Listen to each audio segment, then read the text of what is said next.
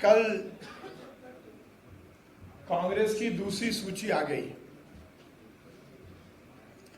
पहली सूची और दूसरी सूची के बीच निश्चित रूप से आप सबको बहुत रोचक दृश्य जनता तक दिखाने का मौका मिला। कपड़ा फाड़ राजनीति अभी तक कांग्रेस के बंद कमरों की ही कहानी थी, पर वो कपड़ा फाड़ पॉलिटिक्स कांग्रेस की सूची आने के बाद सार्वजनिक मंच पर भी प्रदर्शित होने लगी।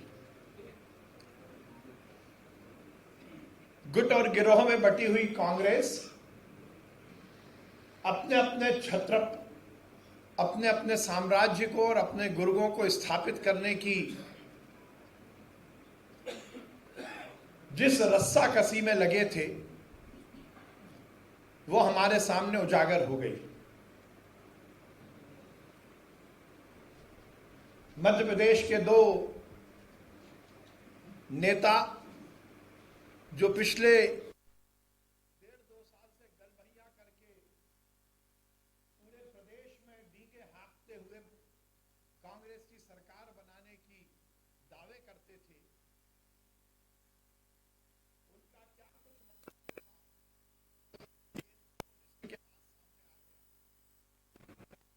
ये बात सही है कि संस्थाओं में शीर्ष नेतृत्व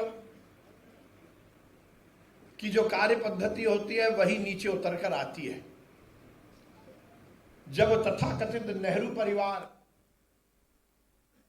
अपने बेटा बेटी को जोर जबरदस्ती करके राजनीति में स्थापित करने का प्रयास कर रहा है, तो कमलनाथ और दिग्विजय सिंह जी इस प्रयास से दूर कैसे रहेंगे। ये जो दो लिस्ट सामने आई है, ये कमलनाथ और दिग्विजय सिंह की परिवारवाद की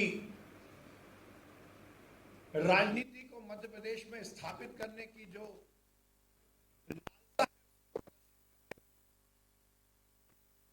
सार्वजनिक रूप से कमलनाथ जी दिग्विजय सिंह और दिग्विजय सिंह ने सार्वजनिक रूप से इस पूरे मामले में कमलनाथ जी की गलती को उजागर किया।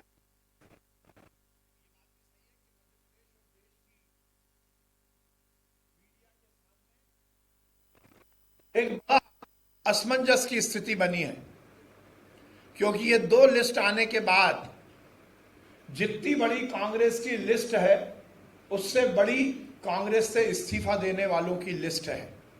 अब आपके सामने ये असमंजस की स्थिति है कि आप कांग्रेस के टिकट की लिस्ट को छापो या कांग्रेस से इस लिस्ट के आने के बाद असंतुष्टों की इस्तीफे की लिस्ट को छापो।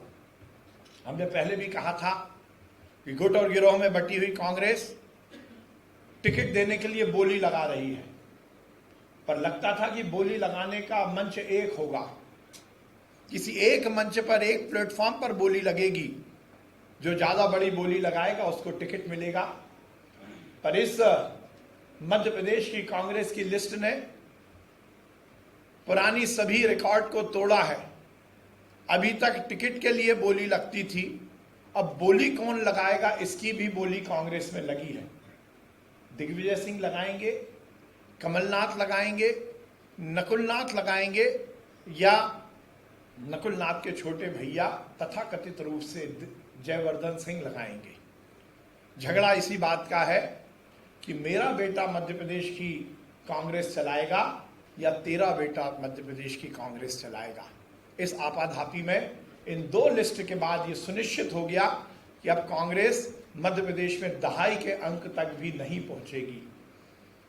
मैंने जैसा कहा, गुट और गिरोह में बटी हुई कांग्रेस वादे अपने कार्यकर्ताओं से करती रही, परंतु उन कार्यकर्ताओं को टिकट नहीं मिला। उसके बाद फहरिस्त बनी है जिन्होंने लगातार कांग्रेस से इस्तीफे दिए हैं इस लिस्ट के आने के बाद।